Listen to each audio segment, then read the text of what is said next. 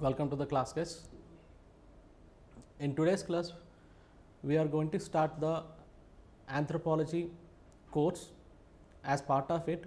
So, we will start with chapter 1, paper 1 as part of anthropology optional course.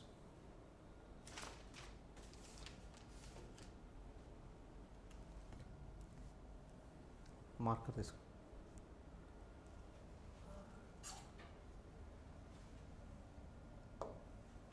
Okay. So, as part of chapter 1, the syllabus given is in 1.1 we will discuss about meaning, scope, development of anthropology, and in 1.2 the relationship with other disciplines. So, that means anthropology as an optional or discipline has been created from different other disciplines. So, that is the reason 1.2 has been given as relationship with other disciplines like sociology, behavioral sciences, life sciences, medical sciences, earth sciences and humanities. So, we will try to understand how they are been related, what are the similarities with respect to those particular disciplines and differences. We are going to discuss as part of relationship with other disciplines. And 1.3 consisting of main branches of anthropology. So, here we have 4 main branches. So, that is socio-cultural anthropology, biological anthropology, archaeological anthropology, linguistic anthropology. All these are considered to be part of chapter 1. Okay. Next. So, we will start with what is the basic meaning of anthropology. So, anthropology is divided into 2 words. So, first one is anthropos, the second word is logos. Anthropos means humans and logos means study. So, that means anthropology is considered to be called as the scientific holistic study of humans across time and space. So, that itself indicates that of anthropology. See here anthropology is everyone is saying it is broader and integrated discipline that explores the different dimensions of human existence. So, that means all the time anthropology discuss about different dimensions. What are those dimensions which will try to explain the scope of anthropology means it will try to analyze the socio-cultural conditions of the people, cultural anthropology, and biological anthropology will give you the information about the human development. So, evolution, genetics, growth, adaptation and variations of the people in different regions, and at the same time in cultural anthropology we try to understand culture, customs, beliefs, social institutions, values and different types of norms in which the people are been following. And in linguistic anthropology we try to understand the studies with respect to the language, communication, social interaction in different cultures. So, this is considered to be called as some of the dimensions we try to understand as part of linguistic anthropology. And archaeology includes study of past material remains of the people in different regions and try to reconstruct the historical past of the people based on present conditions. So, that is considered to be part of archaeology. So, all these particular dimensions will show that anthropology as a discipline able to understand the humans and their evolution development in a chronological way. So, that is why we say anthropology is considered to be called as wider scope, broader scope compared to any of the discipline, so which we have discussed about earlier. And the key features if you see, so study of the humans in totality. So, totality in the sense, so different dimensions. What are those dimensions means? Again you can consider biological dimensions we will discuss, cultural dimension, social dimension, linguistic dimension, archaeological dimensions. So, that is why anthropology is considered to be a humans from the past historical prehistory to the current context. So, that is why the with respect to anthropological development, so we will say it consisting of a study of past, present and future with respect to development of different societies. and at the same time it focuses on biological, cultural, linguistic and archaeological dimensions which indicate the holistic development of anthropology. So this is with respect to scope and of the anthropology with respect to study of humans.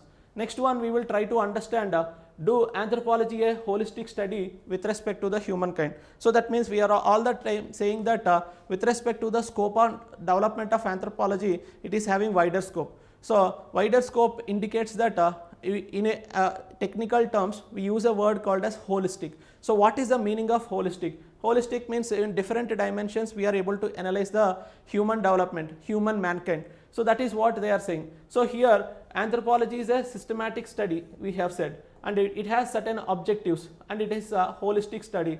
It will be studied across time and places. All these are some of the keywords, you try to remember that keywords. So for example, systematic study means what do we do as part of anthropology, what type of studies we do means as part of biological anthropology we study about the genetics. We will understand the genetical development of the people from the with respect to the children to that of the adults and aged people. For every particular stage of humans can be understood in a much broader with respect to study of genetics. At the same time fossils, it will give you a sense of understanding with respect to the human evolution. So that means we have developed different types of methods with respect to the anthropology, and it will give you a sense of understanding regarding different applications, and you will give certain reasoning for the evolution of humans with respect to biological terms. Similarly, archaeological terms you can consider excavation, dating techniques, material remains. So excavation in the sense every particular the country has historical past, even India has historical past, like that of the prehistory. If you consider Paleolithic, Mesolithic, Neolithic are considered to be the lithic ages. After that Chalcolithic, metal ages has been started, Indus Valley civilization has been started, and at the same time so we have Vedic period, so and then the history starts. So that means during prehistory, so the chronological order of the evolution of various cities, various villages, various places can be understood with the help of the time period. That time period can be identified with the help of dating techniques. So carbon dating technique is considered to be the most popular one used for identifying what is the time period for the any specific artifacts found in different sites. So that's why we need to understand the chronology of the evolution of humans. Then we need to know about the material remains of the different places, and that material remains date can be found out with the help of dating techniques. So that means in the systematic study with respect to archaeology, so the dating techniques will give you the understanding of the chronology of the different places, and we can identify which particular place has first evolved, and later other places how they have evolved, what are the cultural conditions in which the people are living in the prehistory can be understood in a much broader manner. So that is considered to be called as the one of the systematic study which was done in archaeological anthropology. Next one is like socio-cultural anthropology. We have different types of methods like ethnography. So what is ethnography is nothing but the detailed study of any specific tribe. So with respect to the culture, so with respect to the society, in culture we have many dimensions. So it may be some of the social institutions like marriage, family, kinship and economic organization, the political relationship among the people can be studied in a much broader way with the help of a concept called as ethnography. And one of the method used in collecting data as part of data from different societies, the one of the method is participant observer, in which the anthropologists are going to different places, collect the information, decode the information and provide certain theories with respect to the study of any particular societies. It may be tribal society, it may be urban society, any of the societies. So this is one of the method. So that means every particular sub branch of anthropology has the different methods for understanding the subject, understanding the different applications and provide the explanation for different problems. So that's why anthropology is considered to be called as systematic study. And even in the linguistic study also we will try to analyze the languages, analytics and communication. So you know there are certain languages in India. Example, if you consider are declining. So in 1961 there are almost 600 plus languages are there. So known and unknown languages according to the linguist. So that means in 2011 census it has come down to almost 121 languages. So that means every year after year some of the languages are disappearing.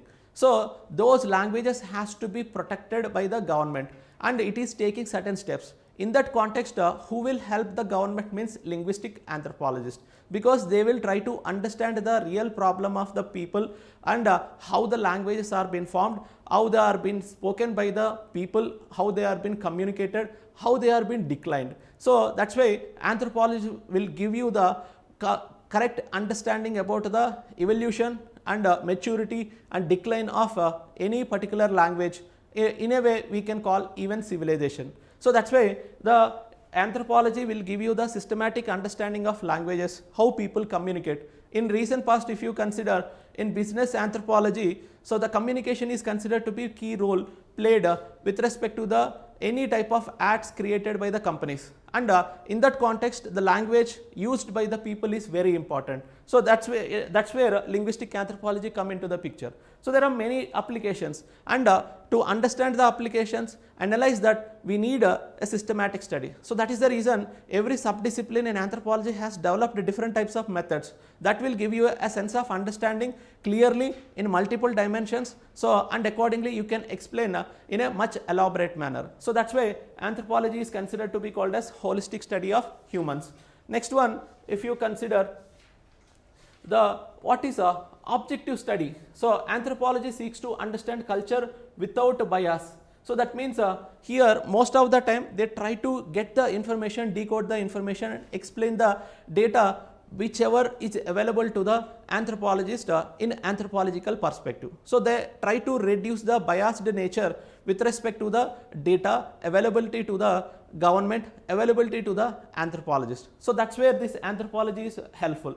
So for example, in cultural there is a concept called as cultural relativism. So this was been proposed by the Franz Boas. So Boas is considered to be one of the person anthropologist who has advocated so cultural relativism. So his opinion for creating this particular concept is the criticism of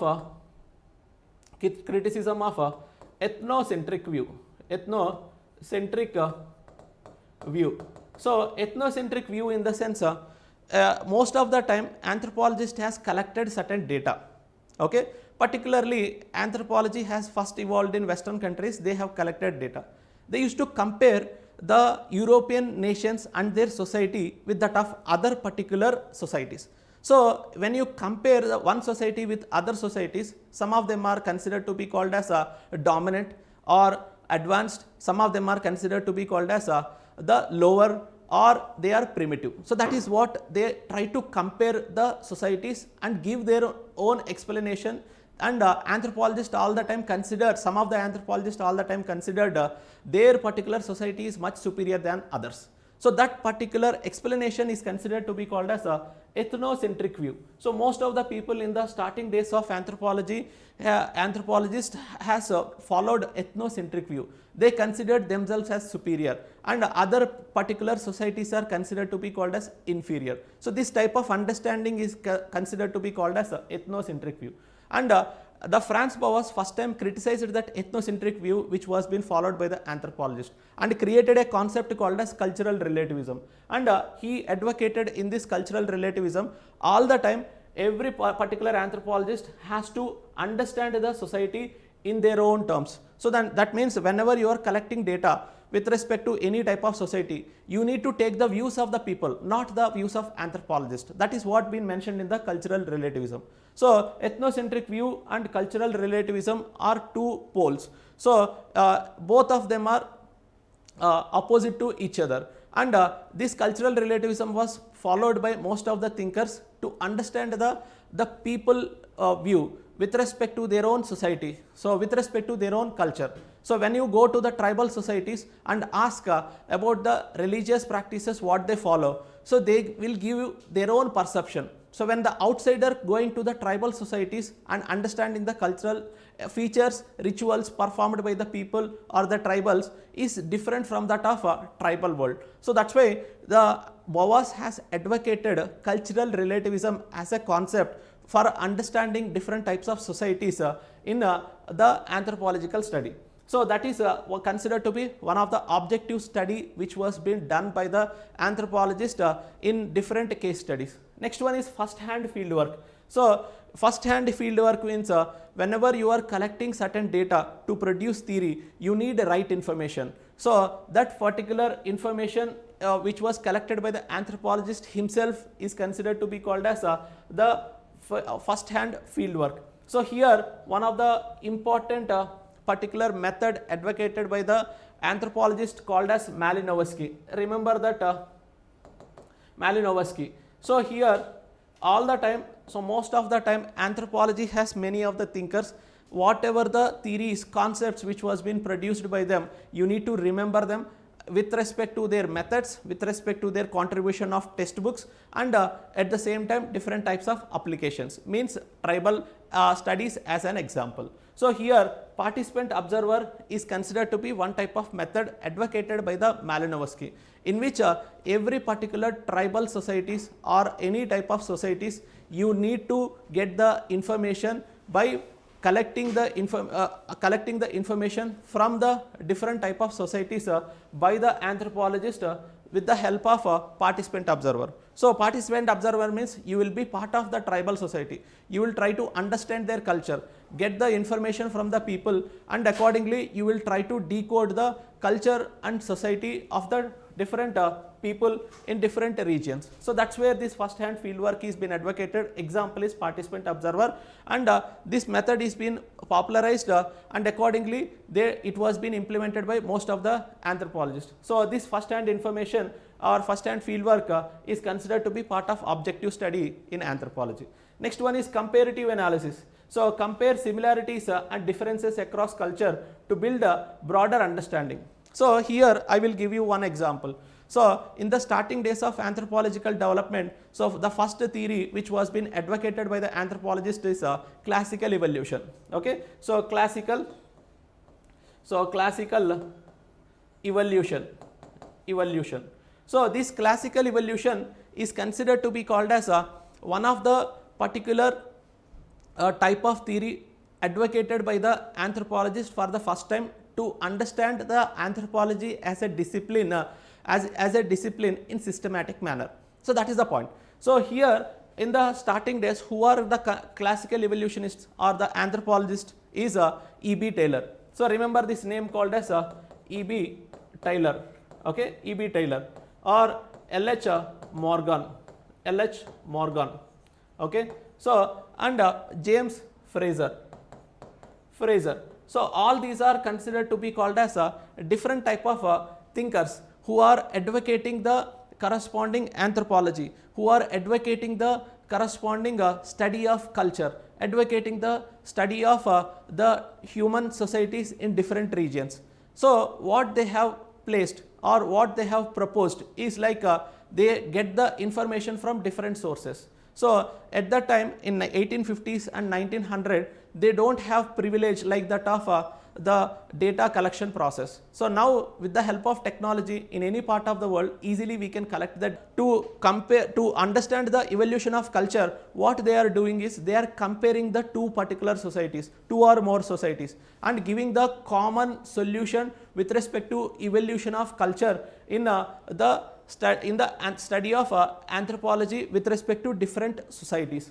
So that is considered to be called as comparative analysis. Every particular theory has its own positives and negatives. So that will be discussed later. So but what you need to understand is like anthropology is considered to be called as objective study. How we are able to, that is considered to be called as objective study means it should have follow the cultural relativism or first hand field work need to be done, and a comparative analysis is being done in some case studies, and a scientific observation. So scientific observation in the sense, once you get that data, so that need to be analyzed in a more systematic manner. So that is what considered to be called as scientific observation. So all these are considered to be part of a objective study in anthropology. So that's why we are considering anthropology as scientific objective study, which indicate the holistic nature of anthropology. So that means we will analyze any type of application with respect to the multiple dimensions. That is what been advocated. Next one is anthropology as a holistic study of humans.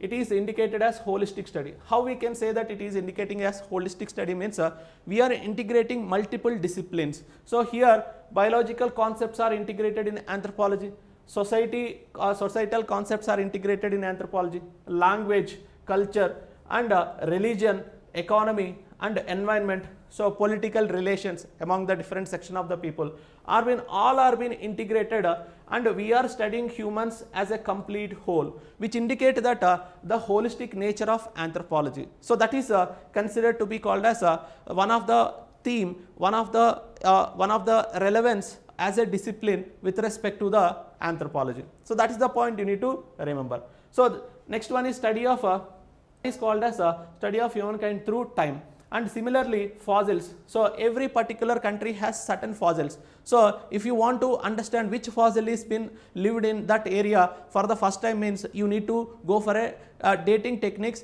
and find the real time period and try to arrange the fossils in an order. So that is considered to be called as one of the approach which is been followed, which is shows that study of humankind through time. Similarly prehistoric cultures, so prehistoric cultures here it is shown as the various types of art forms. So even prehistoric humans, upper Paleolithic, Mesolithic, Neolithic, you can see many types of paintings, cave paintings are there. So those cave paintings are considered to be relics of past. So that means in the past humans have created that paintings, which will give you the sense of understanding with respect to the how the people lived in that period. And accordingly we will try to decode what are the tools they have used, art forms, settlements. Accordingly the culture of the humans can be understood, particularly with respect to the prehistoric cultures. So that's why here anthropology with respect to the time give you the which our particular culture have evolved for the first time in that particular region. So that is one of the point.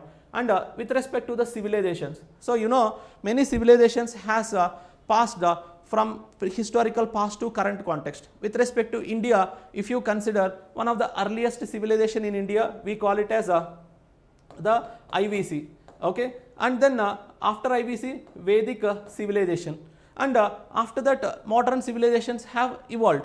So that means here till 19th century, 1921 or 1919, everyone understood that India's historical past means it has started from Vedic civilization.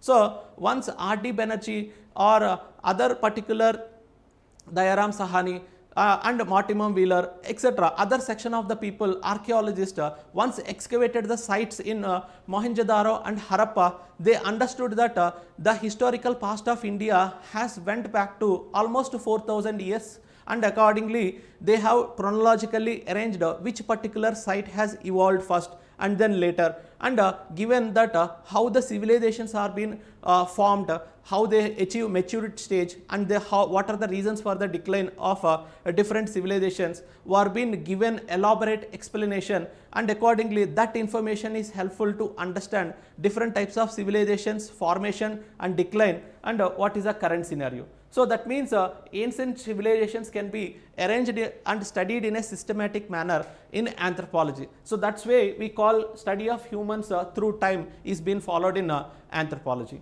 And modern societies. So modern societies in the sense in the contemporary societies which are evolved in current context, we call it as a modern societies. So even in the modern societies also, in the current context you can see different types of particular means are being taken by the government to develop the country. For example, in India's context you can consider 5-year plans are being implemented. So 5-year plans are implemented from 1951 to 2015. So in the historical past, that means already it has happened, I am considering it as past. So which particular plan has been achieved, been successful or achieved certain targets, some of them are being failed. So based on that particular information we will try to analyze the historical development of India. So what are the reasons for the failure? What are the reasons for the success? What should be the approach need to be followed by the government with respect to development of the nation in the contemporary societies, in the modern societies. So this is with respect to the economic perspective. So even in the social perspective also, you can see the traditional way of life of the people in the before 1950s, in current context if you compare, it is undergoing certain changes. So whatever the changes which were being seen in the modern societies will be understood in a chronological way. So then accordingly the government can take certain proper measures to address the problems arised in the contemporary societies. So that's where the anthropology is very much helpful. So and study of humankind across spaces. So space means geographical conditions. So you can study the lifestyle of the people in different regions. For example, we can study the people who are living in mountainous regions. So if you see what we can observe means, you can see whenever the people are going to hilly areas, so settlements pattern of the people, so where they are living, what is the economic occupation, what is the dressing pattern, what is the food patterns, how they are adapted to the different climatic conditions, how the people are being transformed, can be analyzed in different regions. It can be of mountainous region, it can be a forest, desert, islands, different cities, tribes in modern nation. So all these are considered to be study of humans in different regions. We call it as a space. So that means anthropology is considered to be one of the discipline, scientific discipline, which will give you the understanding of humans with respect to the time and space. So that is the reason we consider anthropology as a holistic discipline. So that is the point you need to remember, and it is applied and its relevance. Anthropology is applied in different applications. You can see, for example, public health. So where this anthropology is very much helpful means with respect to public health, you can understand the beliefs of the people. So in some of the tribal areas, so because of certain religious practices, so women, children are facing certain problem because of superstitious beliefs. So that's why the anthropology come into the picture. So government will try to provide the basic necessary facilities to the women and children, and accordingly they will try to provide health services. That's where the anthropology has been helpful. And whenever the government is implementing health programs, so they try to communicate with the people who are living in that particular region, negotiate with them and implement the government schemes. So here you try to remember one of the anthropological concept yesterday I have explained with as part of paper 2. So you remember, so the nature man spirit complex, so which is explained by, this theory is explained by LP Vidyarthi. So LP Vidyarthi is saying that nature means forest, in which man means humans. All the time people are dependent on the forest for their livelihood. So whenever they are dependent on for the forest for their livelihood, slowly they are creating the religious beliefs. So that is considered to be called as the spirits. So these particular three dimensions are every time interlinked. So that's why all the time, so we need to understand the nature man spirit complex so that we can understand the tribal societies, tribal cultures in a much broader manner. So that is the basic point you need to remember. And whenever government want to implement that particular any government related schemes in tribal areas, it will try to negotiate with the elders or any type of religious beliefs, religious persons who are been following different types of principles, and negotiate with them, and accordingly they try to implement various schemes. So that is considered to be called as where anthropology is applied in public health. Next one is education. So government has formed a national education policy. So here how the anthropology has been very much helpful means, anthropology will try to understand the culture of the people in much broader manner. So here culture means it will give you the sense of understanding with respect to the marriage, family, kinship.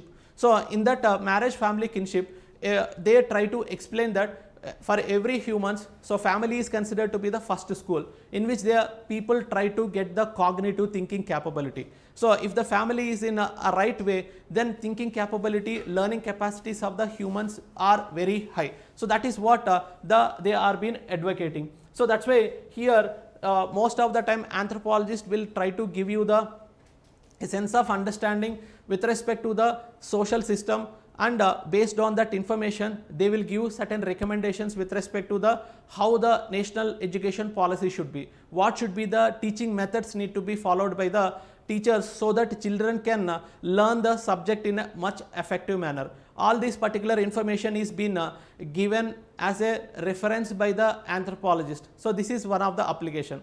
So for example, for the first time in Maharashtra, they have introduced a QR code in various types of the school textbooks. So once you children try to read the concept, they couldn't understand. So beside there will be one QR code. If you scan that QR code, it will go to one website and it will give you the clear understanding picture with detailed explanation. So that is one of the approach, innovative methods which were being used. And e-learning, distant learning. So because of penetration of internet, so most of the particular schools are digitalized. Remote areas are also getting quality education. So in education, how to promote quality education, anthropologist will give you the necessary recommendations. So and at the same time, education has certain problems. So particularly with respect to the discrimination of lower caste. So all the time lower castes are facing problem in the school education and different levels of education. So secondary or higher education. So how to reduce the discriminatory level or practices in education institutions? So anthropologist will give certain recommendations after studying various types of particular case studies, various types of problems in the society. So that's where anthropologist is useful in the education.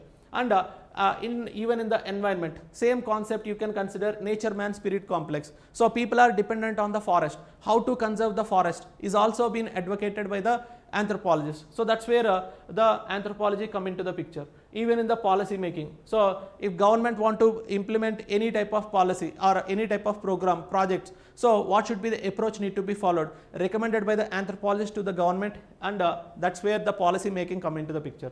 And tribal welfare, all the time advocated tribal welfare, and he worked for the development of tribals is very relevant. Okay, so because of his influence, Nehru has introduced a concept called as tribal punchshell. In that 5 dimensions are being given, and tribal autonomy should be given to the people so that they can develop their own rules and regulations, because already they have distinct culture, they distinct political system, economic system and family system. So that need to be protected by the government. So that's why here all the time, so tribal welfare is being advocated. So how the government has to approach will be recommended by the anthropologist. This is one of the application. Even forensic investigation.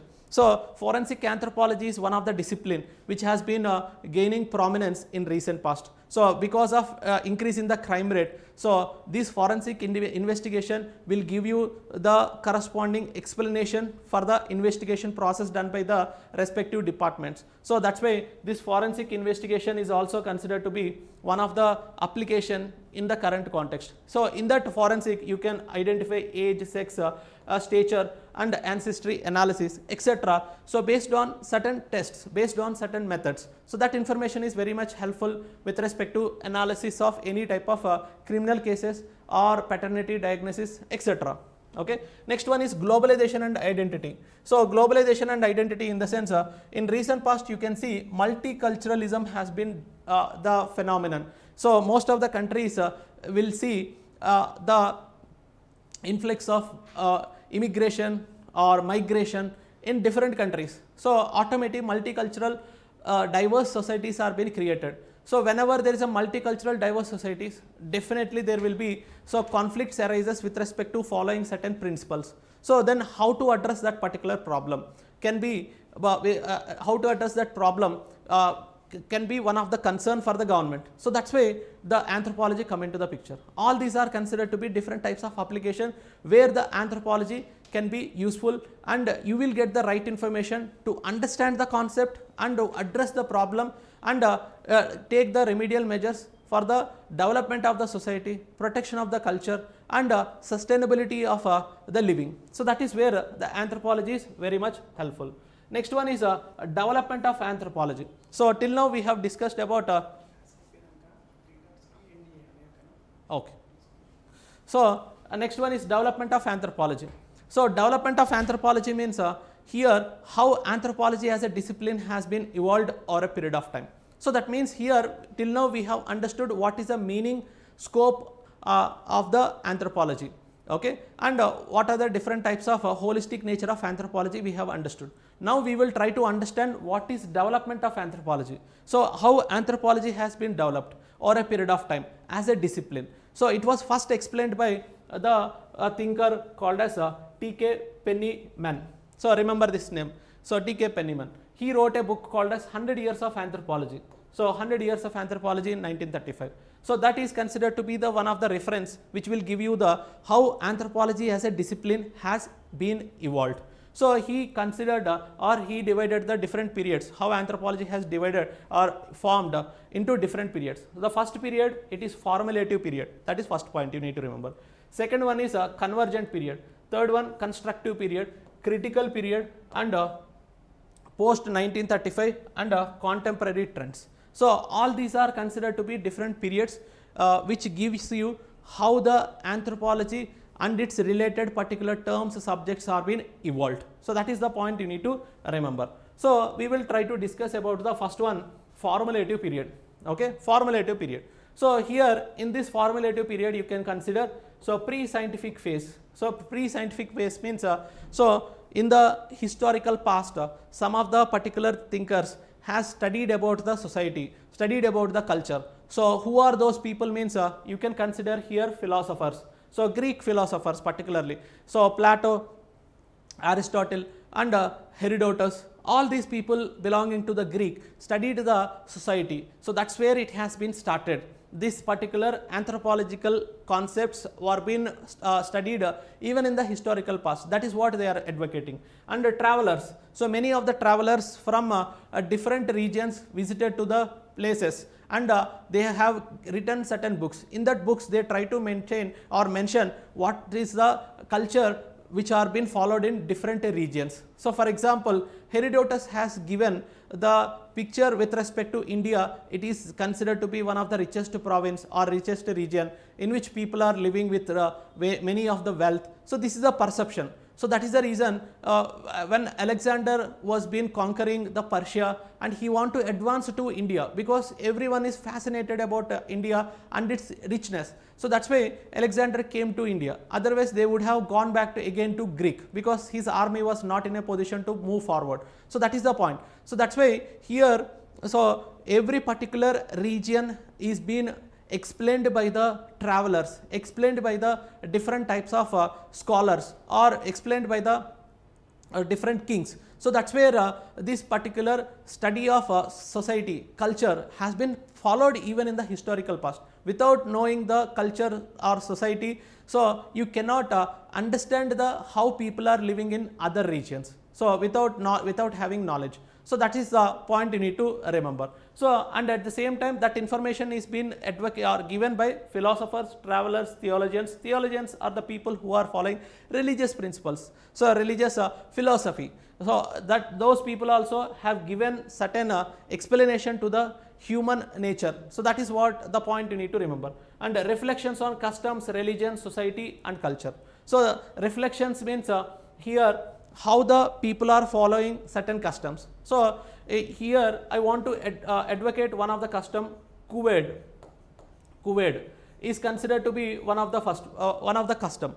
So Kuved is considered to be called as one of the practice followed by the some of the societies around different parts of the world.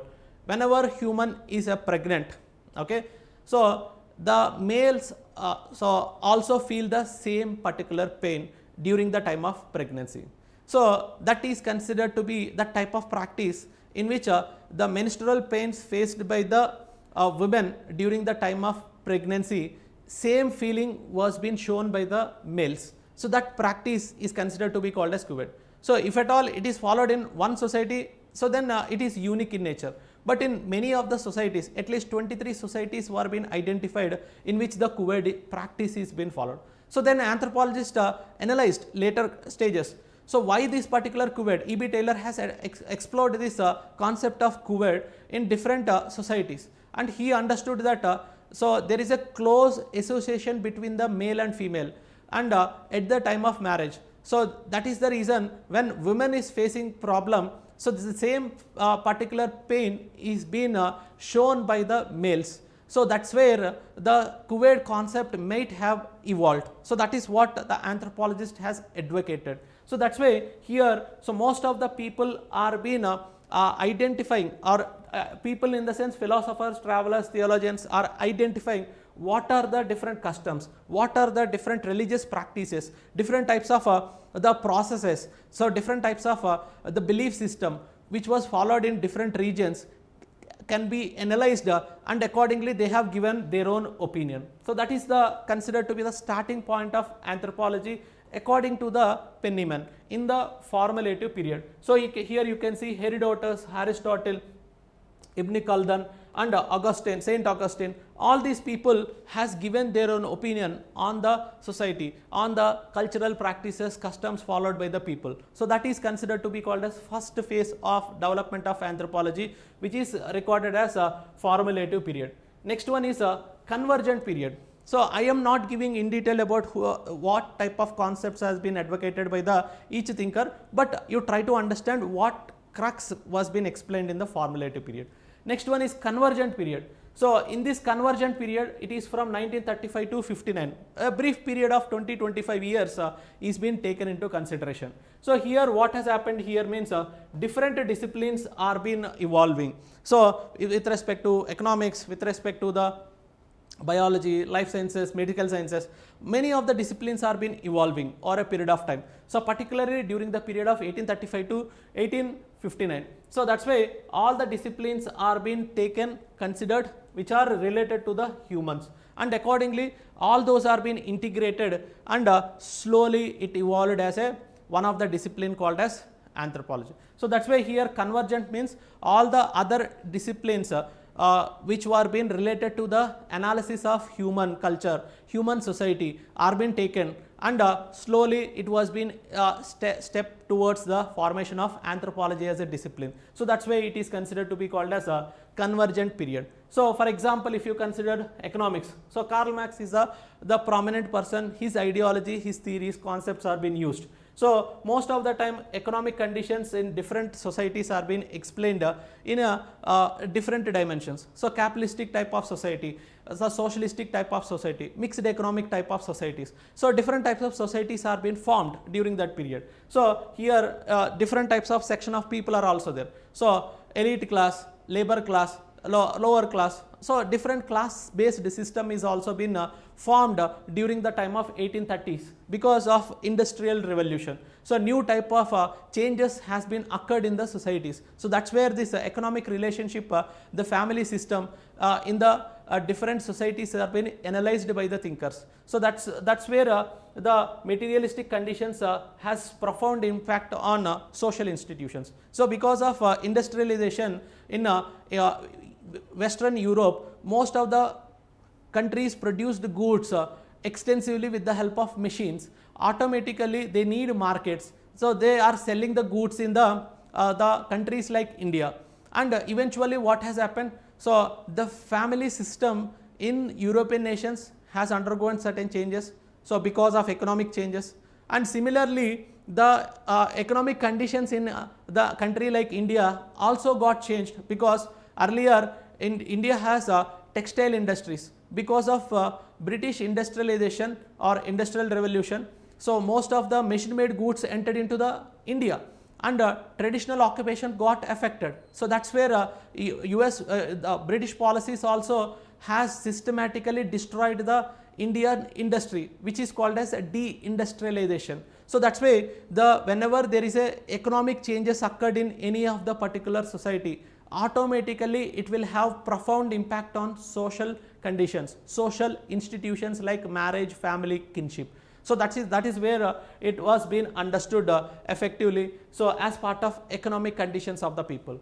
And archaeological conditions. So during 1830s, so most of the people are fascinated about the different types of artifacts collected by the people, different thinkers. For example, even in India also you can consider Asiatic Society of Bengal, so in Bengal. So and at the same time Archaeological Survey of India has been established, I think 1870s. So that itself shows that different types of artifacts are being collected by the people, are being started analyzing, and eventually they understood the historical past. That will help you to understand how the material remains of the humans in the past and what are the conditions in the current context were being reconstructed in an effective manner. So that's where the convergent period is been starting. Next, so geological studies will give you the how the humans have undergone certain changes in the historical past. So geological time scale is undergoing certain changes, so how it has impacted the humans can be understood in a much broader way. And origin of species is most famous one, so in which he advocated for the survival of the fittest, and he advocated how biological evolution has evolved over a period of time. So that has influenced the different thinkers. So based on his biological evolution, some of the thinkers has E.B. Taylor and other people, L.H. Morgan has given explanation to the cultural evolution. If there is a biological evolution, then definitely there should be cultural evolution. So cultural evolution means what are the different types of tools people have used when they are living. So that is tool is one of the cultural element, and at the same time, so food habits is cultural element, and at the same time, so the people how they are been maintaining relations is a cultural element. So that means whenever there is a biological evolution, so people think that there should be cultural evolution as well. So then slowly the thinkers like E.B. Taylor, L.H. Morgan has advocated for the cultural evolution. So that's where the anthropology slowly forming as a discipline in the convergent period. So and some of the universities like Oxford, Cambridge has created anthropology as a discipline, one department, one branch. So and they started doing certain research. They collected manuscripts from different regions, comparing them and giving certain conclusions and developing certain theories. So that's where this constructive period is very important. Next one is emergence of subfields. So many of the subfields with respect to the anthropology has been created, particularly in the universities. So one is considered to be called as ethnology. So ethnology means two or more cultures are there, we are comparing them and studying them. So that is called as ethnology. And physical anthropology or biological anthropology has been evolved. So here we will try to understand the biological variations of the people, human evolution, and at the same time so genetic studies. So slowly by the time of 1950s we extensively concentrated on genetic studies as part of physical anthropology, and social anthropology or socio-cultural anthropology, so in which anthropologists studied kinship system, economic system, religion, so which is fascinating thing for most of the anthropologists, so etc. So as part of social anthropology. So prehistoric archaeology is another subfield. Slowly all these are being created, so because of development of anthropology as a discipline during the constructive period. So that is the point you need to remember. So next one is considered to be called as a critical period. So this critical period means a very important phase, because different types of theories has been developed during this period. So for example, you can consider cultural evolutionism, one theory, and diffusionism, historical particularism, functionalism, all these theories are being developed so by different thinkers. So classical evolutionism or cultural evolutionism advocated by E.B. Taylor, L.H. Morgan, Fraser, McLennan, etc. And diffusionism. So here diffusionism is divided into three schools of thought: British diffusionism, American diffusionism, German diffusionism. So different diffusionism in the sense, so whenever cultural trait has been started from one place, how that has been spread to different parts or different regions, different areas is been analyzed through diffusionism. And similarly functionalism, so advocated by the two people. So one is Malinowski, another one is Radcliffe Brown. So how this functionalism has been formed over a period of time is also been advocated. So Malinowski says that people have created the culture to satisfy their needs, and the systematic analysis of the particular society based on the structures explained by the corresponding Radcliffe Brown. So that means every thinker has their own means to explain the culture. Everyone is studying the culture, studying the society, giving their own opinion with respect to their own perspectives, developed certain theories. Similarly, historical particularism advocated by the Boas. So he advocated that whenever you are producing certain theory, past history should be taken into consideration and explain the culture, so in the people's perspective. So that is called as historical particularism. And growth of fieldwork. So the growth of fieldwork is mostly first advocated or first popularized by the Malinowski in a systematic manner, how the anthropologist has to collect the data. So is being advocated by the Malinowski. So here anthropologists all the time try to collect the information from the people, make a note of it in a systematic manner, first advocated by the Malinowski. So participant observer is a popular method. Next one, institutionalization and expansion of worldwide. Institutionalization means so various types of universities are being created, museums are being created, research institutions are being created. So because of these institutions, anthropology has been spread to different areas. So different places, different particular institutions are being created. Development of modern anthropology. So modern anthropology means whenever you use a word called as modern, so automatically you can say there is a certain changes might have occurred with respect to the methodologies, with respect to the research, with respect to the development of theories. So here development of modern anthropology means new type of theories, methods are being used to produce the study of cultures. So that is what the development of modern anthropology. And from speculation to scientific analysis. Earlier, so most of the thinkers, they lack certain data. So that's why they end up in some speculative theories. So we will discuss later with respect to criticism of some of the theories. And now because of availability of the data, we are able to produce right information, right data, right theory, and give explanation, multi-dimensional explanation to any of the problems in the societies. So that's where the scientific analysis has been started. So usually social sciences means many assumptions are being taken into consideration. So the assumptions percentages has been reduced. Scientific analysis has been increasing in recent past. So that is where this critical period is coming to the picture. And next stage with respect to development of anthropology as a discipline is like you can consider the expansion. So after 1935, what has happened? New type of theories has been put forward by the thinkers. So theories like structuralism, so culture personality, structural functionalism, ecological anthropology, feminist anthropology, global studies, applied anthropology. All these are different types of theories which were being formed after 1930s. So that is what they are been advocating. So all these theories has common objective, study the culture. So the means they have taken is different, but the end objective is study the culture, society, various types of institution should be which are related to the human should be understood in a holistic manner. So that is what they are been advocating. So post 1935 in the contemporary anthropology. So we will discuss each and every particular theory. So later stages, currently you try to remember these are different types of theories put forward by the anthropologists after 1930s. Because of these theories, they have done extensive research with respect to study of humans that led to the formation of the anthropology as discipline. So complete discipline has been created. So with 4 major the sub branches: socio-cultural anthropology, physical anthropology, linguistic anthropology, archaeological anthropology. So these are some of the basic points you need to remember. Okay. So next one. So till now you understood that Penniman has given evolution of anthropology, how it has been developed in different phases. Now we will try to understand how it has influenced on India. So even India also experienced the same type of approach, same type of influence on Indian thinkers. So there are different types of anthropologists. So many of the anthropologists like D.N. Majumdar, S.C. Dubey, N.K. Bose, L.P. Vidyarthi. So all these people are considered to be the prominent Indian anthropologists. So they have given classification or different phases how anthropology has evolved over a period of time.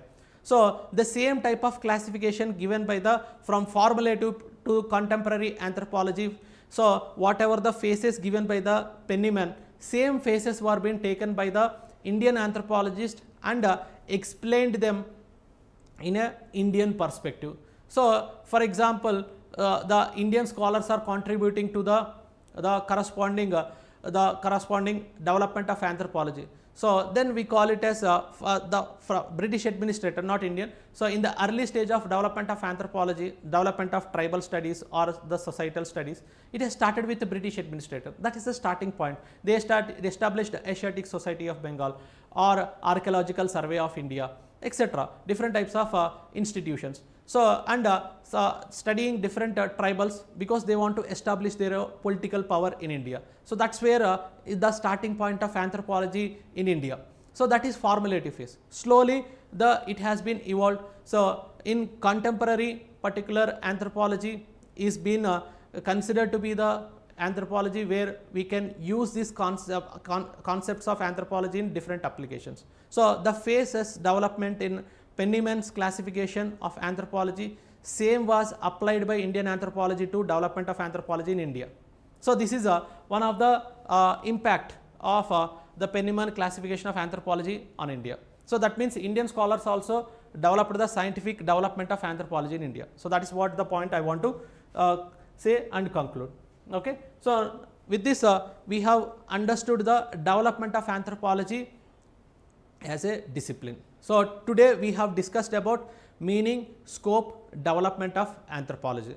So tomorrow we will discuss about main branches. So what should be the concepts need to be remembered with respect to the examination point of view. So and with respect to the different particular way of approach need to be followed while writing answers. So we will have separate Zoom sessions. Who have enrolled to the course, we will try to connect to the students and try to give a sense of understanding approach to the writing answers in the Zoom sessions. So we are conducting separate Zoom sessions for the people who have enrolled. Okay. So tomorrow we will start with the main branches of anthropology. In that main branches, so already we have discussed physical anthropology, socio-cultural anthropology, and linguistic anthropology, archaeological anthropology. So in these 4 branches we will try to understand what should be the approach need to be followed while reading and as well as writing answers will be dealt in the next class, and then we proceed. Okay. So we will meet again. Thank you.